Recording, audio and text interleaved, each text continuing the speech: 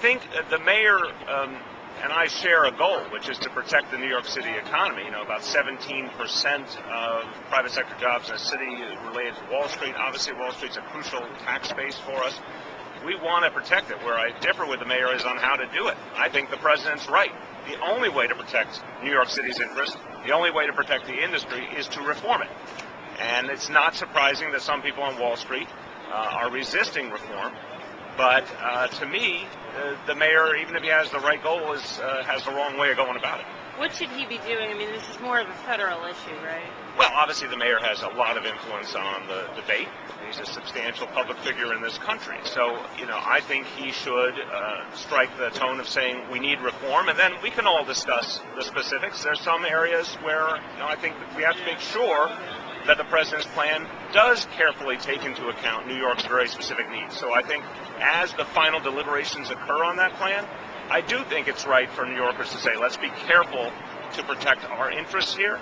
But I think the mayor would be in a stronger position to do that if he said, in essence, the president's on the right track. Now let's talk about some specifics that we might want to modify. But you want to see him at least come out and speak on behalf of what the president is saying? I don't see any way to save Wall Street without reform. The mayor has made the case that, you know, Michigan legislators push for the auto industry, Texas legislators push for energy industry. Do you agree with the mayor's basic premise that New York legislators, our delegation, needs to fight for Wall Street in similar ways? Well, I think there's a couple of complications in that worldview. Unquestionably, we depend on Wall Street.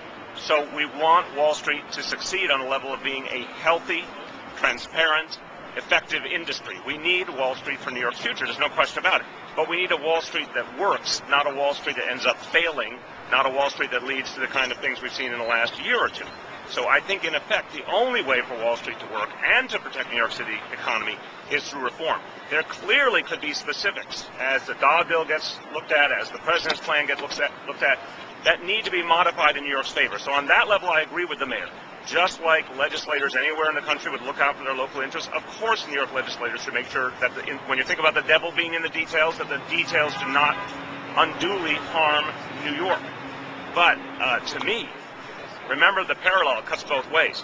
The fact that the Michigan legislators protected Detroit for all those years didn't always help Detroit in the final analysis. It actually kept Detroit from innovating.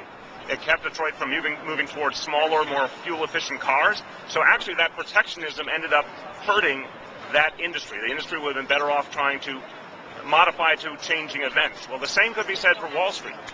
We want Wall Street to update itself. We want Wall Street to respond to the crisis. We want Wall Street to look at the kind of reforms and changes it needs to be effective and to be competitive in the context of the world.